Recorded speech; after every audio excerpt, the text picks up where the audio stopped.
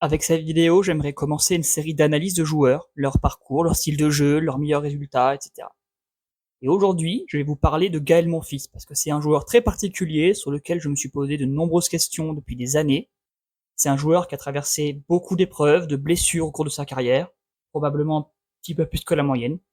Son classement a souvent fluctué d'une année sur l'autre, passant par exemple de 7e fin 2016 à 46e fin 2017.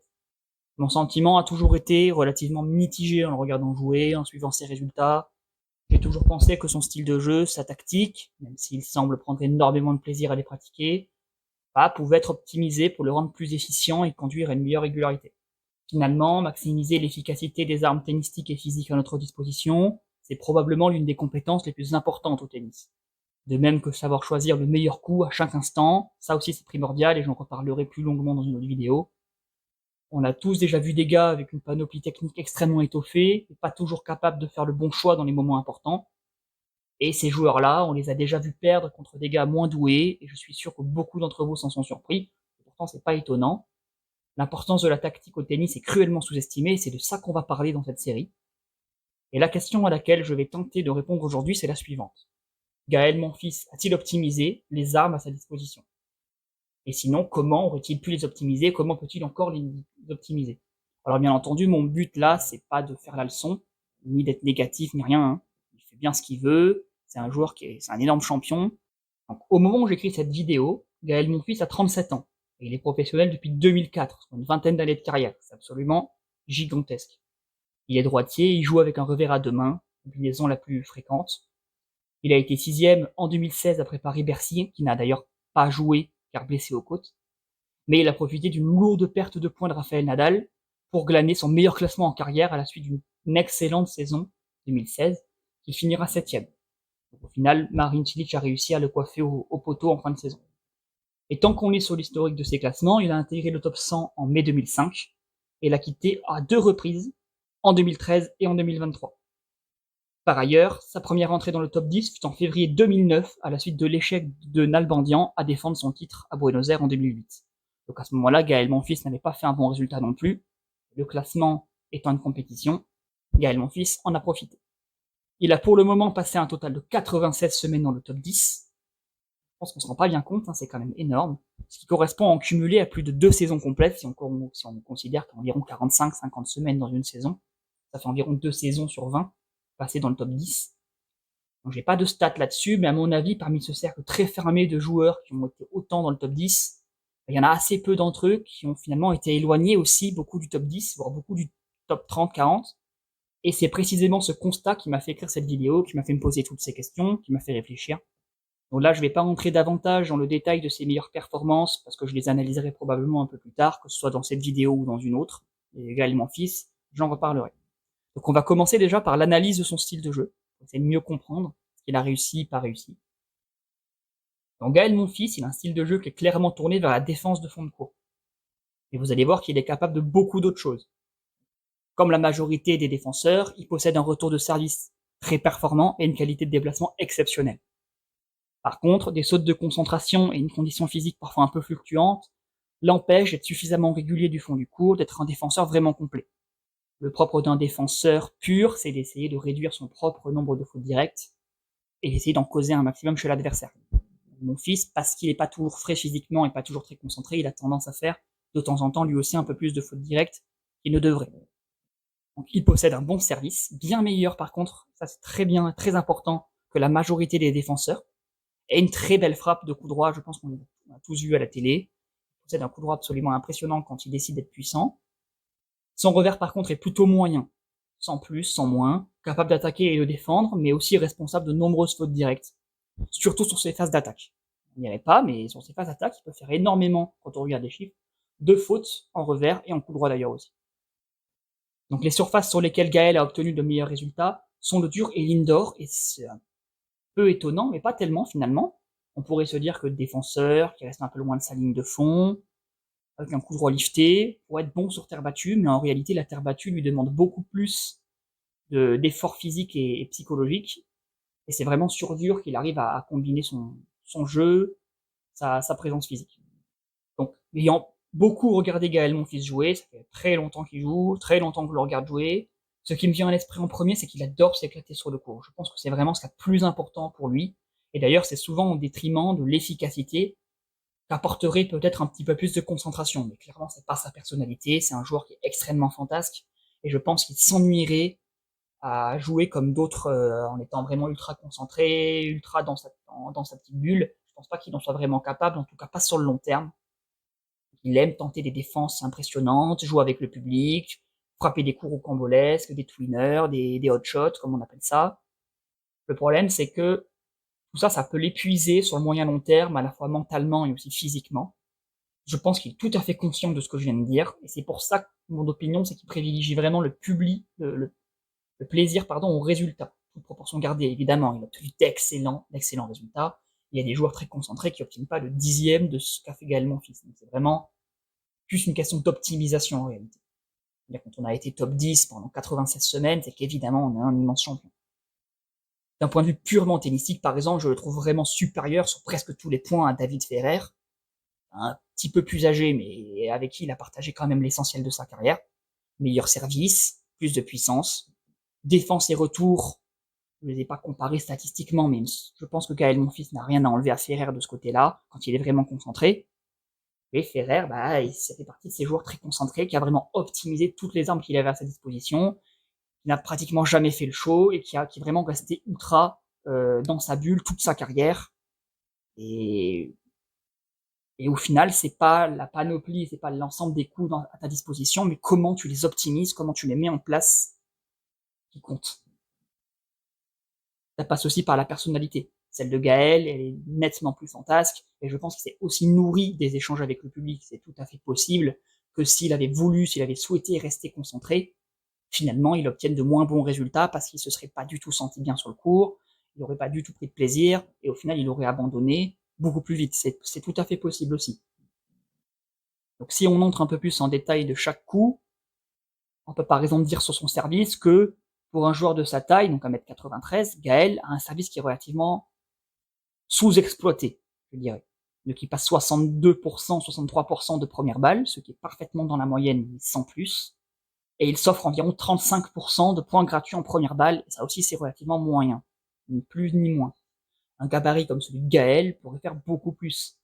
Par exemple, Roublev, en étant plus petit, a de meilleurs résultats de ce côté-là. D'autres attaquants et défenseurs, en étant plus petits, ont des résultats qui sont équivalents ou meilleurs. Donc je pense qu'il y a vraiment un levier d'optimisation et de progrès de ce côté-là. 35% de points gratuits pour 1m93, c'est sous-optimisé. Le deuxième service, il est moyen. Il gagne un peu moins de 50% de points en moyenne sur ses seconds services, donc ça c'est moyen, je dirais. C'est quand même un peu en dessous de la moyenne. Un truc qui est bon à savoir, qui est même primordial, c'est que son service est une constante dans son jeu. Qu'il soit dans un bon jour ou pas, son service est rarement impacté par sa forme du jour. À moins d'être vraiment blessé sur une zone impliquée dans le service, quoi qu'on puisse en penser, il est constant. Voilà. Tous les joueurs ont des coups qui sont un peu fluctuants, qui les font gagner dans un bon jour et perdre dans un mauvais. En tout cas, le service pour mon fils, ça en est pas un. Pour le retour, alors le retour de Gaël, c'est probablement, en tout cas pour moi, le meilleur de ses coups, hein, entre le service, le retour et puis coup droit revers. Son retour est plutôt un retour défensif, comme le reste de son jeu, c'est-à-dire qu'il va essayer de retourner le plus possible, mais pas forcément d'être décisif dès le retour. Ce sera pas un retour donc agressif, où il va prendre des risques, il concédera des fautes, mais il mettra aussi directement la pression, comme pourrait le faire par exemple Hugo Humbert. Son retour est excellent sur première balle parce que justement il arrive à retourner un maximum puisqu'il est défensif, il va retourner d'un peu loin, il va pouvoir prendre 20% de services gagnants en moins que la moyenne. Ce qui force ses adversaires à tenter de le déborder du fond du court. Et ça, Gaël est très très bon dans ce domaine. Donc, dès l'instant où vous n'avez pas d'option sur votre première balle, vous êtes obligé de vous battre du fond du court.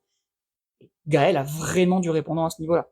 Donc voilà, il gagne environ 32% des points sur première adverse, quand la moyenne est autour des 29-30%. Ça paraît pas grand-chose dit comme ça, c'est quelques pourcentages, ça fait vraiment la différence. Et ça, on le verra un petit peu après. En revanche, il est nettement moins efficace en retour de seconde, vous verrez qu'il est moyen. Il subit moins de services gagnants aussi, mais peut-être que la seconde, elle mériterait parfois d'être un peu plus attaquée. Il y a moins de risques. Et là aussi, il est peut-être un petit peu trop défensif et pourrait attaquer un peu plus. Le coup droit de Gaël Monfils. Alors c'est sa principale arme sur les phases offensives évidemment. Il est capable de générer énormément de puissance, on le sait, on l'a vu, depuis n'importe quelle position du court, et dans toutes les directions. Mais malheureusement, il n'attaque pas souvent. La plupart du temps, il se sert de son coup droit uniquement comme arme de défense, et c'est dommage, parce qu'il a vraiment un excellent coup droit d'attaque.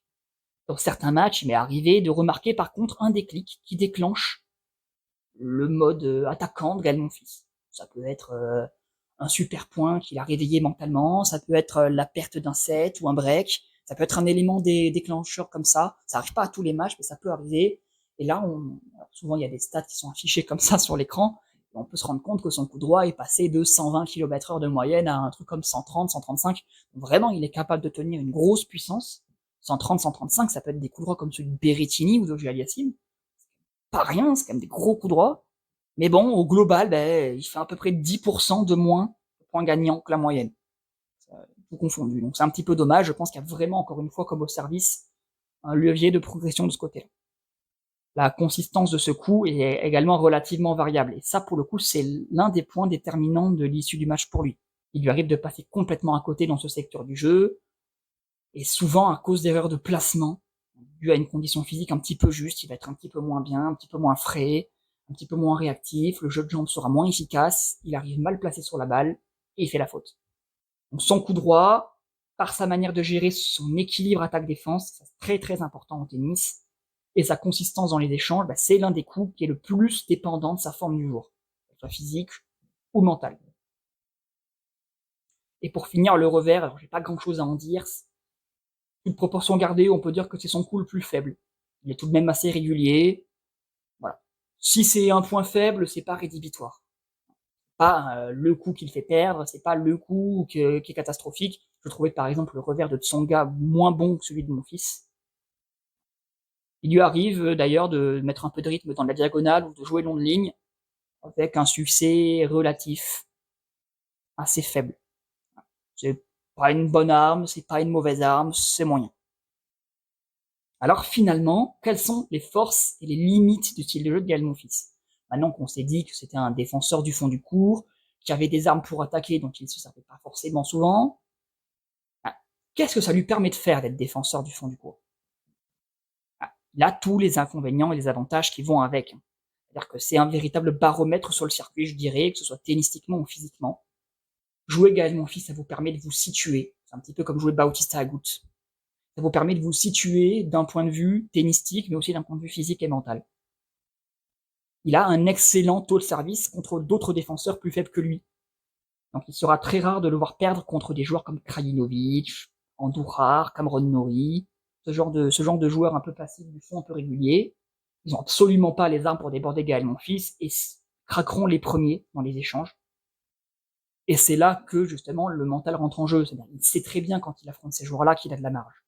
Il sait très bien quand il affronte ces joueurs-là qu'il les a toujours dominés, qu'il a des face-à-face, un bilan face-à-face quasiment immaculé face à eux, et il sait qu'il va pas avoir besoin de beaucoup forcer, donc il est tranquille, et en général, il performe très bien. Un autre style de jeu contre lequel il sera relativement efficace, ça va être les attaquants purs, les gros serveurs, qui comptent à outrance sur une agressivité du fond du court très vite, donc en général, quand il y a une opposition de style comme ça, en valeur absolue, c'est le meilleur qui gagne. Si vous êtes un meilleur attaquant que Gaël et bon défenseur, vous gagnez, sinon vous perdez. Donc, pourquoi est-ce que Gaël a tendance à gagner facilement contre ces joueurs-là? Tout simplement parce qu'il pourra retourner très facilement leur service, et du coup, il enlève à ces joueurs-là des options.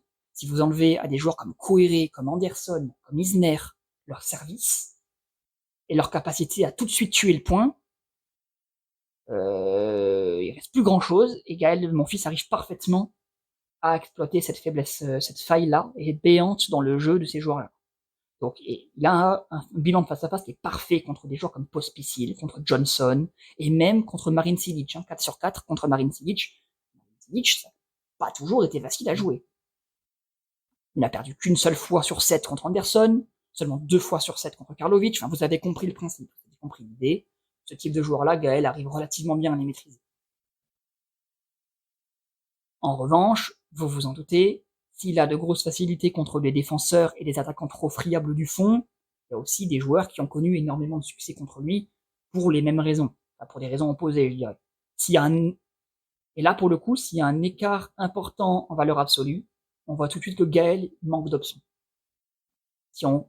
Je ne vais pas évidemment vous parler de la domination du Big Four, parce que bon, ils ont dominé à peu près tout le monde. Par contre, on peut par exemple citer Dominic Thiem, un incroyable attaquant, qui pourtant servait pas très bien, mais qui faisait preuve d'une puissance qui est inébranlable. Dominic Thiem, ça a été un de mes gros coups de cœur, tennis, et croyez-moi, j'en reparlerai.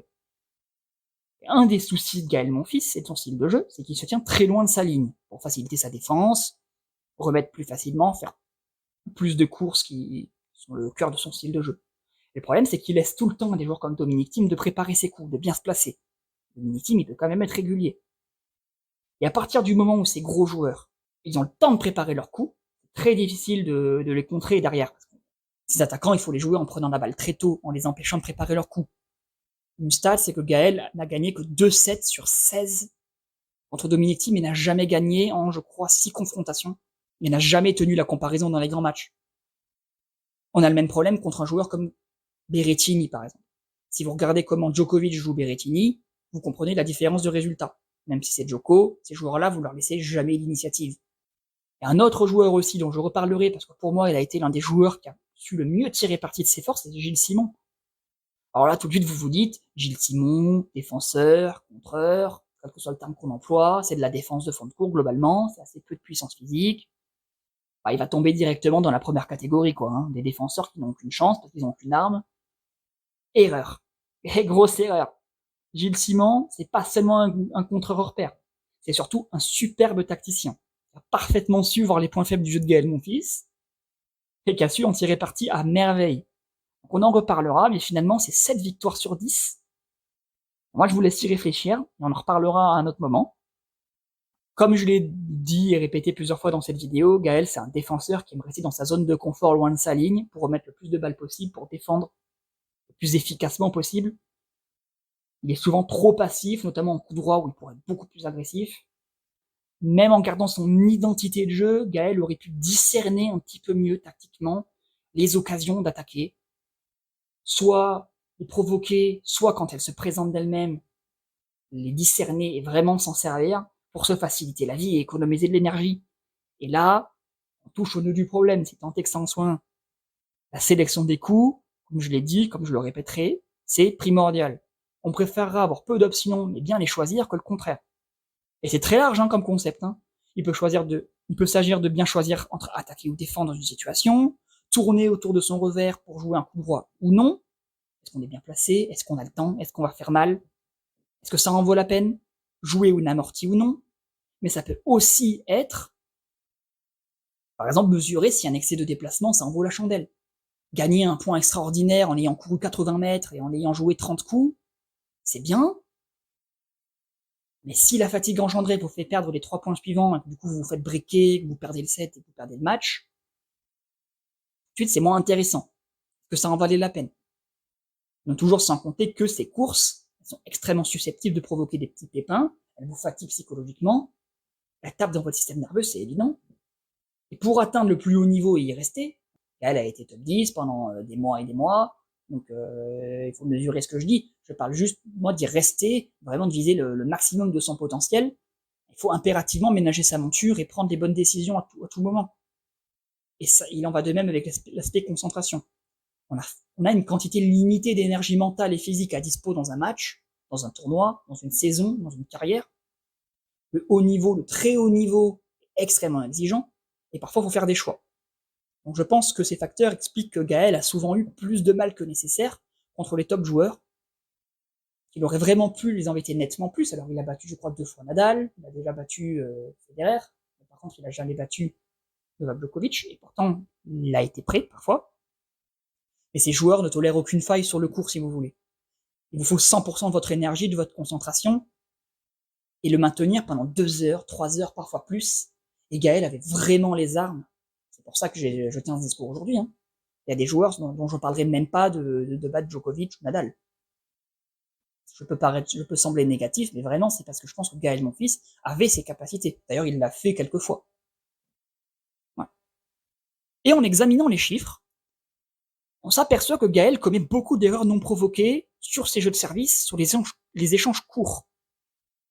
Ce qui peut s'expliquer par un service qui n'a pas forcément été assez efficace, ou par des erreurs de placement, par d'autres choses, mais principalement par ces deux causes-là. Donc là maintenant, je voudrais parler un peu de la suite pour lui, parce qu'il a 37 ans, évidemment c'est un tennisman accompli, mais c'est également un mari, et un père depuis peu, donc c'est tout naturellement qu'on peut envisager qu'à un moment ou à un autre dans les années à venir, il mettra fin à sa carrière. Et il montre, et c'est tout à fait normal, l'envie de s'amuser, l'envie de profiter de chaque instant, une énergie débordante, à 37 ans c'est phénoménal, mais tout en affichant quand même des objectifs de performance. Il n'est pas là pour faire de la figuration, il est là vraiment pour rentrer petit à petit dans les meilleures sphères du tennis, retrouver son niveau d'antan, il l'affiche clairement. Il a des objectifs, il le dit, pour la saison sur terre battue, pour Roland-Garros. Il l'a dit après avoir perdu contre Daniil Medvedev à Monte-Carlo. Je le chatouille pas maintenant, on en reparlera à Roland-Garros, donc vraiment, il veut s'améliorer de semaine en semaine. Mais bon, vu son âge, vu son style de jeu qui est très demandeur, il fait souvent face à des petites blessures, des petites douleurs, des petites contrariétés. Et mon avis, c'est qu'aujourd'hui, il est devant un choix. Et il doit bien définir ses objectifs. S'il veut simplement prendre le plus de plaisir possible, alors il peut continuer tel qu'il l'a toujours fait. Il réussira à certains moments, il échouera à d'autres moments, mais il prendra le plus de plaisir possible. Et c'est tout à fait dans son droit, il y a aucun souci. Et dans le cas où il attendrait autre chose de cette fin de carrière, et notamment des performances, un classement, moi j'ai quand même quelques petits conseils à lui donner. Donc, je vais lui en donner 3 aujourd'hui. Comme si j'étais son coach. Je vais me mettre dans la peau de son coach ou d'une personne de confiance si je le connaissais et j'étais une personne de confiance pour lui, et je vais lui donner 3 conseils. Premier conseil, Gaël, essaye de faire un peu plus mal au service. T'en es capable, tu l'as parfois fait dans ta carrière et ça t'a souvent réussi. Tu possèdes quand tu le veux un service qui peut faire énormément de dégâts. Tu peux et tu devrais tenter beaucoup plus de points gratuits au service. Et en plus de tous ces points gratuits, servir plus fort, de manière plus précise, ça pourrait te permettre aussi d'utiliser mieux ton coup droit derrière. Ça pourrait te permettre de moins te fatiguer et d'enchaîner plus les matchs. Au niveau amateur, souvent on le voit, c'est compliqué d'enchaîner les matchs. Au niveau professionnel, ça doit être encore pire. Et si ton corps te le permet, serre plus efficacement. Évidemment, si t'es blessé, si t'as des pépins que je connais pas, non. Si ton corps te le permet, je pense que tu as tout à gagner à essayer de servir un petit peu mieux, un petit peu plus fort, parce que ça permettrait aussi la mise en place du conseil numéro 2, Gaël attaque plus. Toi, Gaël, t'as un coup droit qui est très puissant, qui peut faire énormément de dégâts depuis n'importe quelle position sur le court. Et de même que pour le service, tu gagnerais vraiment à pas t'engager outre mesure, quand la situation le permet évidemment. Après, une situation favorable pour attaquer, ça se construit aussi. T'as pas vraiment intérêt à trop t'engager dans des échanges qui sont très longs. Les top 20, les top 15 aujourd'hui, ils sont tous ultra mobiles, ils sont tous ultra complets, ils sont tous ultra réguliers du fond du court, ils ont pas de faiblesse. Tous les points sont pas propices à l'attaque, mais t'as tout à fait les armes pour les provoquer un maximum, donc provoque un maximum de ces situations et convertis ces situations. Non seulement il faut attaquer, ensuite il faut convertir. Et t'as tout à fait les armes pour. Et le conseil numéro 3, un petit peu dans la même veine que les deux autres, sois plus agressif en retour de deuxième balle. T'as un excellent retour et tes stats sont ouverts à peu près partout, dans tous les secteurs du retour. Tu prends moins de points gagnants, tu gagnes plus de points de manière générale sur le retour de service, mais t'as des stats peut-être un petit peu moins vertes sur les retours de seconde, donc tu perdrais rien à tenter un peu plus d'agressivité. Surtout contre des joueurs qui sont pas forcément très très bons au service, ou qui ont une seconde un peu faible. Tu gagnerais à agresser un petit peu plus. Donc attention toutefois, parce que sur les échanges courts, que ce soit sur tes jeux de service ou sur tes jeux de retour, t'as tendance à faire un peu des fautes en revers. Donc si tu décides d'être un peu plus agressif sur les retours de seconde, attention à ton revers. Et donc on a vu que Gaël était un joueur aux possibilités extrêmement variées. Gaël, je l'ai déjà dit, j'ai employé plusieurs fois ce terme, il a beaucoup d'options. Il s'est parfaitement trouvé dans son style de jeu défensif de fond de cours, donc c'est son identité, c'est comme ça qu'il aime jouer. Et il le fait très bien. Moi aujourd'hui j'ai voulu lui donner des petites pistes, essayer de voir s'il avait optimisé toutes les armes à sa disposition. Donc j'aimerais parler davantage de ces joueurs, d'analyser leur style de jeu, les éléments qui les ont fait gagner ou perdre des matchs. Donc moi j'ai adoré vraiment me placer dans la peau d'un conseiller tactique. Là je suis pas forcément rentré beaucoup dans les détails, rentré beaucoup dans l'analyse, mais j'ai donné à Gaël 3 conseils généraux. Alors, évidemment, ces conseils se personnalisent en fonction de la surface, en fonction de l'adversaire, en fonction de la forme du jeu, en fonction de la forme mentale, physique. Et évidemment aussi, un point dont on parle pas suffisamment, c'est que si on te donne une feuille de route parfaite pour ta situation, mais que tu prends aucun plaisir à l'appliquer, tu seras pas performant. Donc si Gaël, il aime jouer comme ça et souhaite continuer à jouer comme ça, c'est peut-être mieux que se forcer à adopter un autre style de jeu. Je voulais pas seulement raconter son histoire, lire son CV, lire tout ce qu'il a pu faire. D'autres le font bien mieux que moi. Je voulais vraiment apporter une touche analytique, qui pourra être plus ou moins profonde en fonction de mes envies, en fonction de vos retours. N'hésitez pas à me suggérer des idées de joueurs que vous voudriez que j'analyse comme ça. Et moi, je vous souhaite une bonne fin de journée et à la prochaine. Salut!